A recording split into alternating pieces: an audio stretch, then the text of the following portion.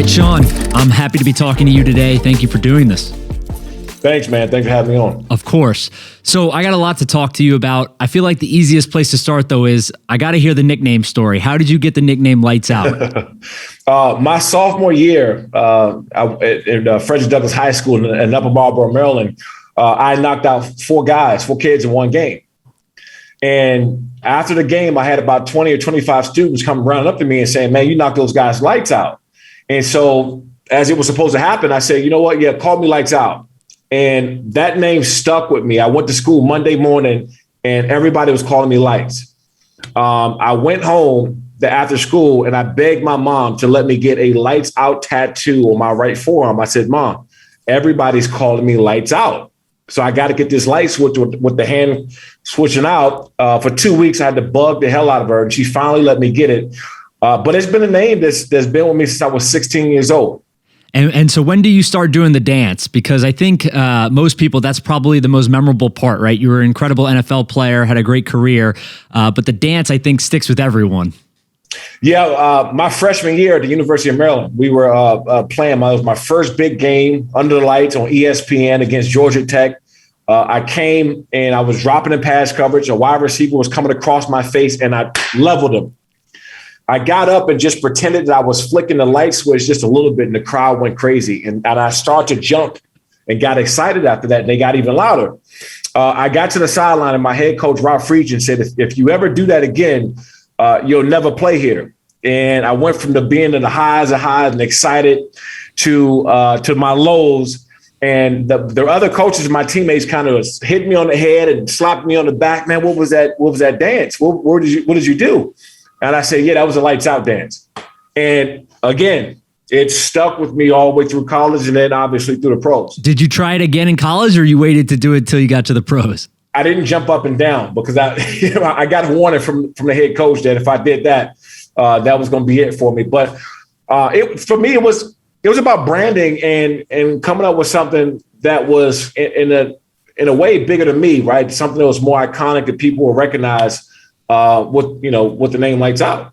Yeah, so I assume, when you're in the NFL, you start to understand the gravity of this a little more, right? Kids are imitating it on the playground. People come up to you, I'm sure, in the streets and they're doing it, all this kind of stuff. But when you first started doing the dance, did you understand kind of what you were doing? Did you know that it was going to turn into this? I did know what I was doing. I didn't think it was going to, I can be anywhere in the country and somebody's driving by me in the street and they're doing this, right? Or walking on the other side of the sidewalk and notice me and they started doing the Lights Out dance. I didn't see that coming. But I definitely had a mindset to build a brand behind it because I always thought the Lights Out was much bigger than me. Yeah. And it was. All right. So let's talk about Maryland for a second. You grew up in PG County. You chose to go to Maryland. Why Maryland? Well, I grew up in PG County and, that area was special to me because a few times we grew up in a very, very rough upbringing. We were homeless a couple of times, lived in shelters. Me, my mom, my sister slept in the back of cars. And so, that's home for me. And I just couldn't see myself leaving the area. So I actually verbally committed my junior year. And that is just a special place for me. And I just didn't want to leave home. Gotcha. And how many years were you at Maryland? I was there 3 years. 3 years. So then you go pro, right? And you get drafted in the first round. You get a big contract, over $10 million, I believe. Talk me through what that transition is like, right? You just mentioned yourself that you came from a family that struggled growing up, right? You were homeless at some point. You were sleeping in the car. And then you get a contract that's worth over $10 million. Your life changes like that, right? So just talk me through kind of that process. Well, it's funny that everybody try to prepare you for what's to come when something like that happens. And there's no real way to prepare anybody, especially when you come from where I came from. You got to, start to learn fast, go through the experiences and experience yourself because there's no one to prepare you for having that amount of success overnight and have that much access to do whatever you want. I mean, I was 20 years old when I got drafted. I was one of the youngest drafted NFL players ever. So for me, I had to really learn on the run. And, growing up with a single mom and, her just being there and trying to figure it out and learn as fast as I can. I mean, you got to start hitting the ground running. And I did. Is there anything that you look back and you were like, Damn, that was a dumb decision at the time. You know, the first thing you want to say is when you buy cars or houses and stuff or jewelry, I mean, any of those things, I always tell guys this, get it out the way early. Whatever you want, if you want a car or two, you want a house or two, whatever that your want is, get it out the way early, because your back half of your career is where you start to prepare for life after football, right? The middle to the end of your career. But the first couple of years, man, you know, it's a once in a lifetime thing. You play on the biggest stage in the country and in the NFL, where everybody's watching, whether it's Monday Night Football, Sunday Night Football. You're living your dreams, and all these guys you watched growing up as a kid, and you're now playing against some of them, you know, and you're lining up against some of them right across from you. And it's a dream that you can't really imagine happening to you. Yeah, and I assume that it's changed slightly now, you know, over the last decade or decade and a half. But did you feel that the NFL gave you the appropriate resources when you first came into the league from a financial perspective? Yes and no. Most of my experiences were talking to older guys who've been through it. You know, had bad financial advisors, bad advice, or done stupid things with their money. That was my fastest learning curve, from talking to people. Okay, what did you do? What mistakes did you make along the way?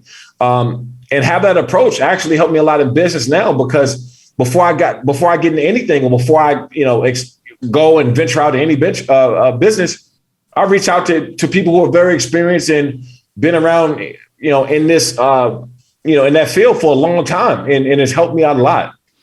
And I always bring back the stories, like if you ask anyone on the, you know, any regular person or anyone on the streets, they always talk about athletes not being smart with their money. I think that narrative had been pushed for decades, right? We saw the CNBC statistics. There was a 30 for 30 called Going Broke, all of these things, right?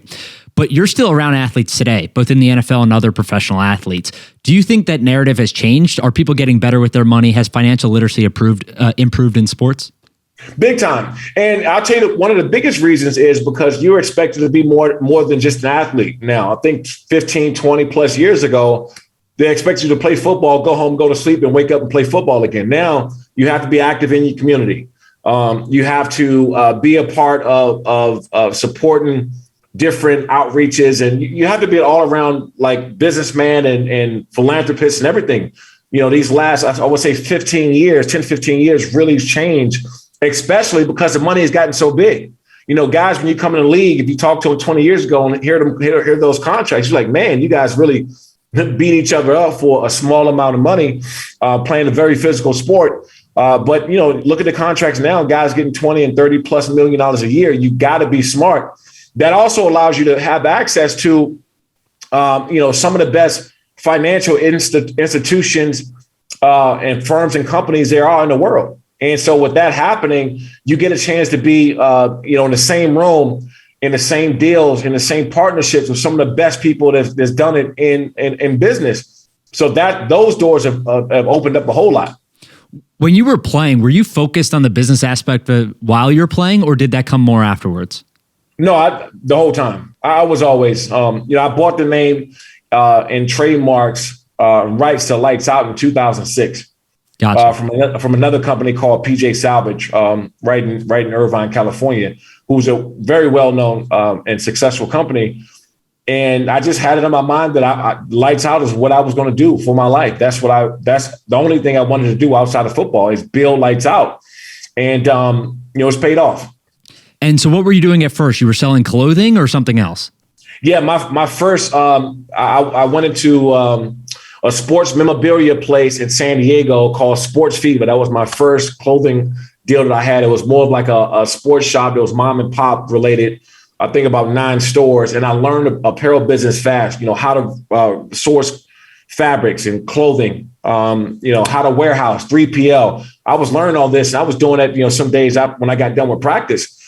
So I tell any one of the guys, start, when you got your downtime, instead of going out and having fun and doing what your friends or whatever, start doing what you want to do while you're playing, because everything, if you try to do it while you're done, it's just, you don't get the same effect. Yeah, I think one of the things when I talk to other athletes, and specifically in the NFL, is use the NFL. Don't let it use you, right? Use it as a platform for things that you want to go and do. And it sounds like that's what you've done.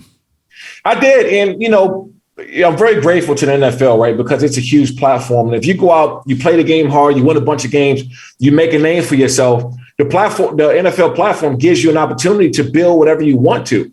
And so, I'm very fortunate. You look back and see guys that are, say things about the NFL. Yeah, every business has their faults and how they do things. But if you understand what that is and build what you want to off of it, you can have a very, very long career well after you're done with the NFL. Yeah. So you played for 12 seasons, I believe, right? Almost nine. Yeah. Okay. All right. So 9 seasons. When did you know that your career was over? Well, watching film, my time at Buffalo, I had a total knee reconstruction back in 2008. I came back. I was fine after that. I came back and a year and a half later, I tore my Achilles. And so as an outside linebacker and pass rusher, when you tear your Achilles and being explosive off the line of scrimmage, that pretty much seals the deal for you. And I played well a couple years in Buffalo, but I was just never the same player. So I already started putting in my head that I was going to be done soon, that I just wasn't the player that I was anymore, even though I had a lot of things lined up. I was ready to be retired. Yeah. And talk me through those injury recoveries, because I think that's one of the things in sports that people just really don't understand, right? There's ACLs obviously take a long period of time. Achilles are very frustrating. How difficult are those injuries to come back from, both physically and mentally?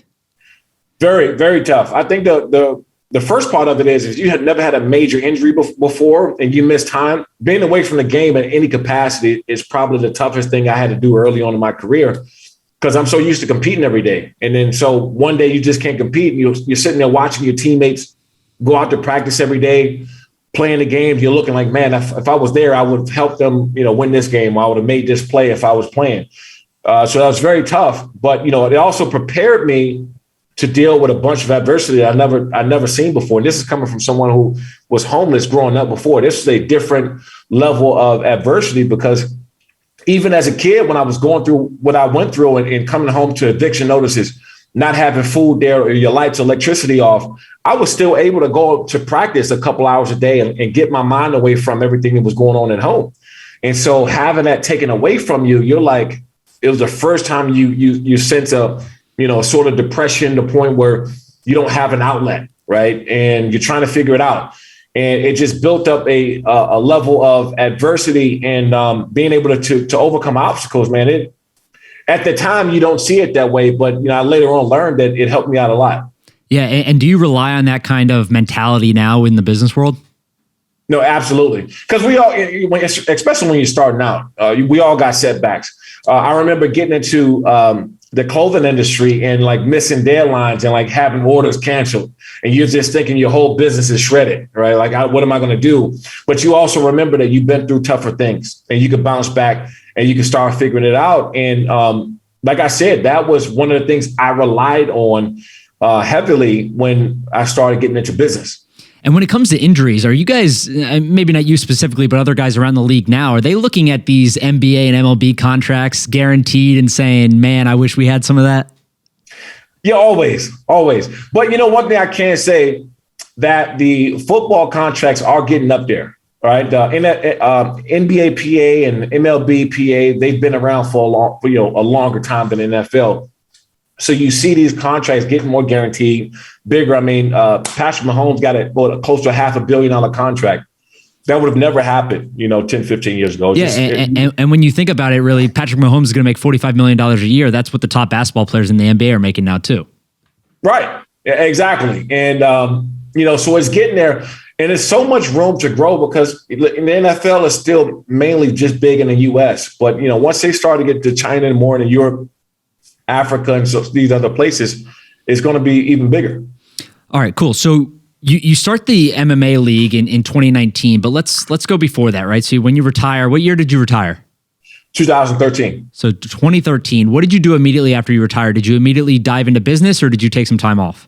No, I signed a contract with NFL Network to host. It was a morning show called the Good Morning Show that's on NFL Network that shows in New York now. But when I did it, it was in LA. So Total Access, all these other, platforms for NFL Network was filled up with, some of the more older guys and experienced guys who've been around, the Marshall Faulks and Deion Sanders, Willie McGinnis, all these guys were on Kurt Warner. wanted NFL access. They said, man, we want you here, but we only have this morning show. So we shot live at 3 a.m. to 7 a.m., 4 days a week. And so that was like my test run to see if I wanted to, get into this broadcasting world or not. And that was my first thing I did. I also started selling apparel at all the M Life properties in Las Vegas. That was my very next deal that I did. And the following deal I did after that was Tilly's, which was a massive deal. So let's talk about broadcasting for a second. That's an avenue that a lot of professional athletes take when they retire. Why do you think that is? Well, who knows what's going on in the locker room when coaching staff than the guys, right? I mean, how there's no one better to tell a story of how do you feel after you win or lose a game, or like you just asked about injury or guys going through a certain trade situation or whatever that is. So the more you can give as an insight, as an analyst, as somebody who actually did it before, I can tell you exactly how, the Achilles injury affected pass rush. So when I see a guy with a torn Achilles or a banged up knee, I say, hey, this is the problem he's going to have doing this because this happened to me. Right. So once you learn that formula and give a very articulate and breakdown to the fans and the people at home, then that's how you kind of build up your broadcasting career. And what's it like recording TV at 3 a.m.?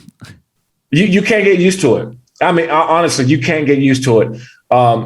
And my schedule is so weird because I'll go to sleep sometime at 8 p.m. and wake up at 12:30 p.m. for a 1:30 a.m. production meeting.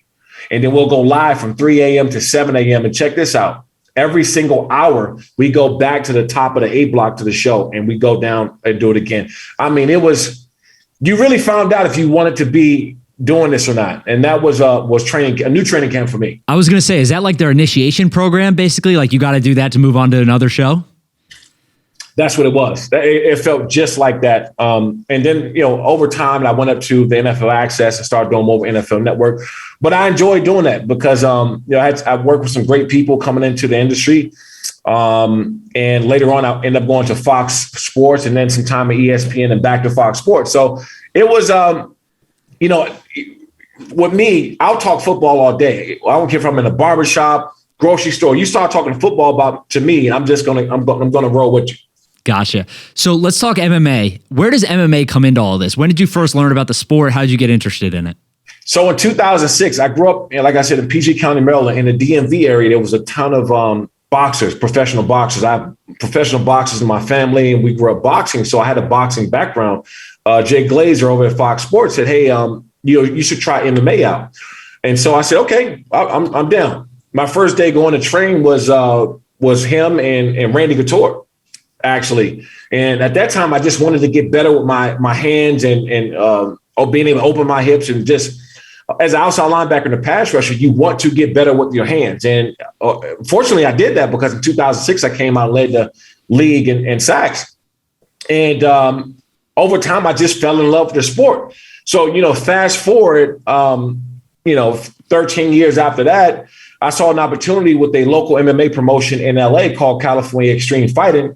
I came in as a partner. We rebranded it as, my company with Lights Out because it was very synonymous with what I did on the field. But also being in the MMA circuit and being around MMA for 16 years, I felt I was more comfortable there with, the Lights Out moniker and the Lights Out branding than I was in the NFL. And we initially launched on Fox Sports West, and Prime Ticket had a couple shows there, and then a pandemic hit. And so now we're all of our fights are on Fubo TV and Fubo Sports. Gotcha. And for the people who aren't as familiar, how do these businesses work, right? How do you guys make money? How many have you held? How many people attend the fights, et cetera? We just finished up our 7th one. Obviously, you have money there with the streaming service, and Fubo just surpassed 1 million subscribers. And the reason why I partnered and went with Fubo over anyone else, because the first conversation I had with them was about making it integrated with tech, and being able to include some of the gaming, fan experience, in-fight predictions, those things. And that's when I knew that it was perfect, because we obviously know the UFC's out there, Bellator and these other leagues. And so with us, it's what can I do different to get the fan experience better, right? That was always number one. I'm a big and firm believer that you get the fans involved as much as possible, and they're just going to love what you do. And so that's what we've been doing on Football Sports. Amazing. So you guys, you've been doing it for about 2 or 3 years now almost. There was obviously COVID in between, which disrupted the business a little bit, I'm sure. But just talk through kind of what's working well, what you guys have struggled with, and so on. Yeah, for one, you can always use money, right? We definitely are. Right now, as soon as we get off of here, I'm going to an investor meeting with a couple of people and sitting down and presenting what we got going on. We're the top 3 most highest viewed program on football TV. It's Football Sports ever. Hundreds of thousands of people watch our fights, and that shows me a lot. That shows me that people love what we're doing. The production is great. The fans are coming out with a lot of energy. But for us, it starts with raising capital. That's what we need. That's the only thing stopping us from being a Premier League, and we're going to get there. People ask me, I missed a game. Well, I missed running out to 70,000 people and having a big play or sack and people going crazy. But this is the only thing for me that gets me just as excited as I did running out to 70,000 plus people and millions of people watching. Yep. So the UFC is obviously the big elephant in the room, right? I don't know what they're valued at, but I assume it's close to $10 billion today. Yeah, that's about right. Bellator is obviously another big one, and you guys are competing there, right? So is the end goal to be as big as the UFC? Is it to be a feeder system into these leagues? Is it to get acquired by one of these leagues, right? Just talk me through kind of where you see this playing out. My former coach, Marty Schottenheimer, used to tell me that just perfect what you do and everything else will fall in place, right? We have guys go to UFC and Bellator all the time. I think Scott Coker over at Bellator is great. Dana White has been a big reason why this industry even as big as it is. So what we're trying to do is come in at a different angle, provide a more of a fan experience and grow that way. But we got the best up and coming talent in all of MMA, and everyone knows it. I don't think anybody in the industry is going to argue with that part of it. So we're growing, and we're growing at a rapid pace. We could grow even faster with some help, but either way, we're going to get there. So how does this work? Say you guys have a fighter come in, right? He or her spends her entire career with you guys, wins a few fights, becomes a champion in your league. Can the UFC come down and basically just say, "Hey, come fight with us. We'll pay you more money. We'll put you on a contract," or do you guys have some rights to retain these fighters? No, that's what happens normally. I mean, if they're not under contract with us, even our champions, I would say every fight that we've had over the last 3 or 4 fights, at least 2 or 3 guys has gone to either UFC or Bellator. And look, that just shows you the talent pool that we have because, to go and fight in those organizations, you have to be ready to go. But also, too, we feel that fighters want to come and fight for us. We have a big platform. We have a lot of eyeballs, and, we have 1,000+ people at every single fight that we have. We're looking at we just had a great show at the Commerce Casino. We sold out there. I'll wait for the streaming numbers to come back and see who watched. But from what we've seen, everything turned out great.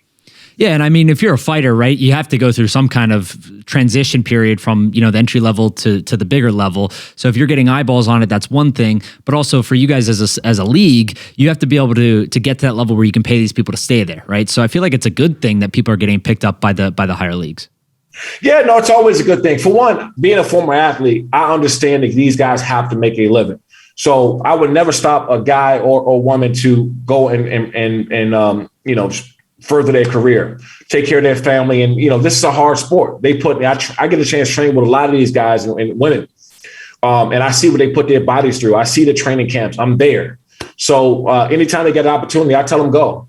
But also, too, coming in this, in this industry, I wanted to do something different and be creative. And, sometimes when you're smaller, you can maneuver a little bit faster than the big guys, which is cool. So that's how I get away with a lot. And also, we get a lot of press. We get a lot of media. I get a lot of support from the fans and people around the media, especially. That's another way we're winning. Gotcha. 2 questions off the MMA side. One, have you ever fought an MMA fight or no? Sanction? Exactly, I guess, right? Yeah, so, I had a couple fights. I'm just telling you this now, but I had a couple fights my planned days in the off season where, we kind of close everything off. I'll put up the camera phones, exhibition fights. I was at one point I was sparring twice a week for several months at a time when I was thinking about fighting myself. But one thing I'll say, you can play basketball, you can play football, but you cannot play fighting. I mean, these guys train 6 days, 7 days a week, twice a day sometime, and you have to, respect the sport a little bit. That's like someone coming and say, hey, I'm going to go play tackling drills with Shawne Merriman. You don't want to do that, right? I'm a professional at it.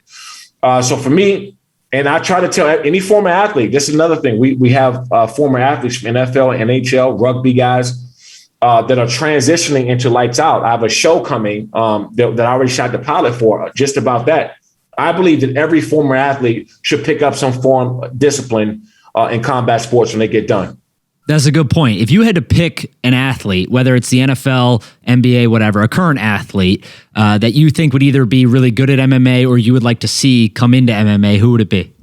I got a couple guys who every time I watch them on Sunday, I said, man, I can't wait to take I feel like you're keeping a list and you're I do. texting them or emailing them or telling them, hey, when you're done, come check this out. People got a Christmas list. I got a fight list, right? And, the Khalil Max of the world, I think he would be just a phenomenon if he picked up the discipline. Aaron Donald, DK Metcalf. I mean, could you imagine a guy like that if he wanted to say, yeah, I'm going to go learn some jiu-jitsu for a year or two and then pick up some boxing, what he can do to people. I'm always constantly looking around for these former guys to make that transition. And so we've seen a few guys do this, right? Greg Hardy has been the most recent one, I think, who has made it to the UFC and has a few fights under his belt and stuff. But how much is it? Because I always think back, and everyone always talks about these big athletes, the Aaron Donalds, the Khalil Max, and obviously they're physical specimens, right? They're freaks to some degree of their athletic ability.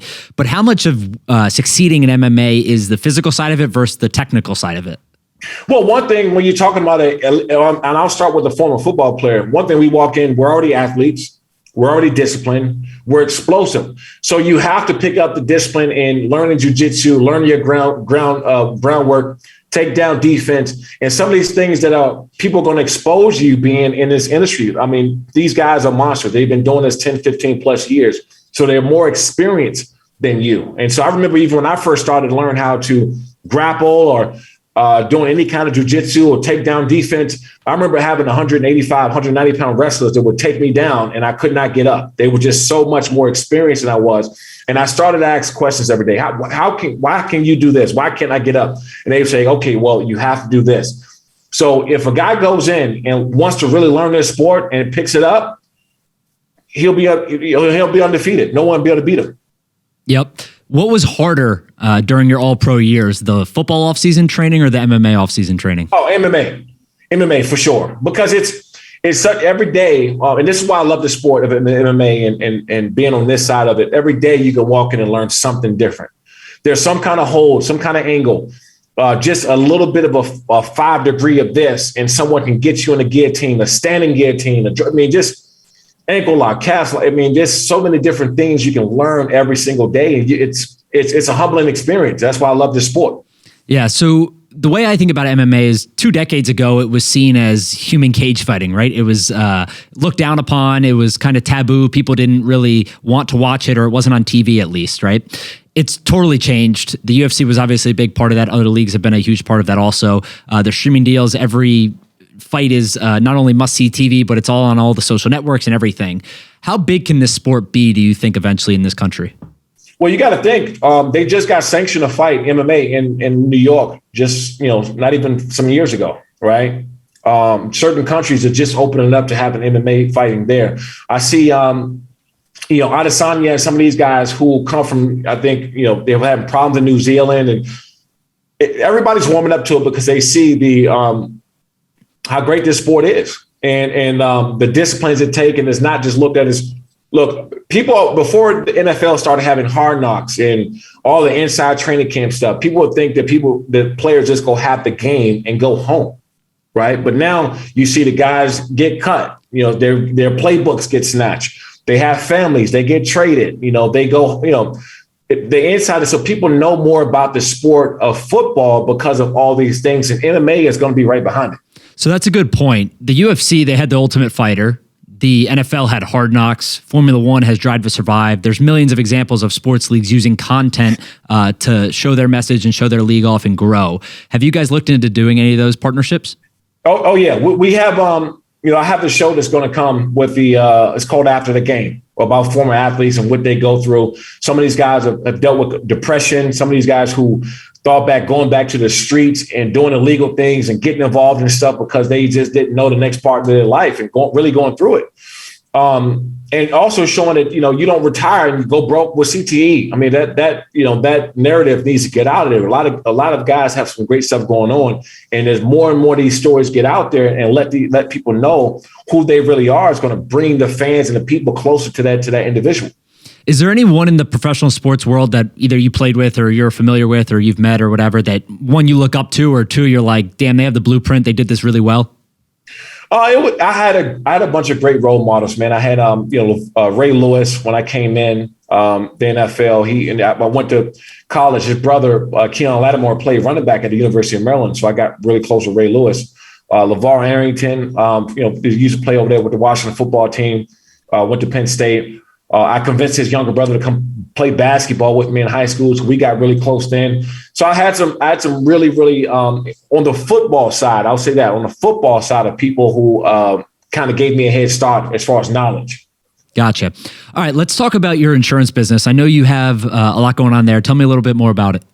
Yeah, we talked about the obviously the fight league, but when the pandemic hit, and when you're growing that way and you're still a kind of developmental league or your startup league, and then the pandemic hit, it really crushes everything you got going on. At the time, we didn't have a huge TV deal like some of these other leagues, so we couldn't have a fight.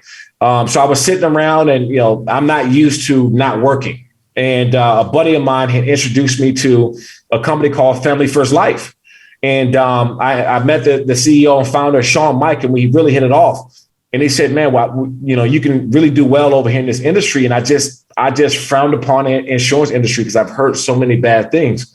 Anyway, I got involved in the company. I now have my own agency called Lights Out Agency. I have 147 agents all around the country, and we're constantly growing. My goal with the company, honestly, because I felt that during the pandemic, is for one, help as many people we can and get life insurance.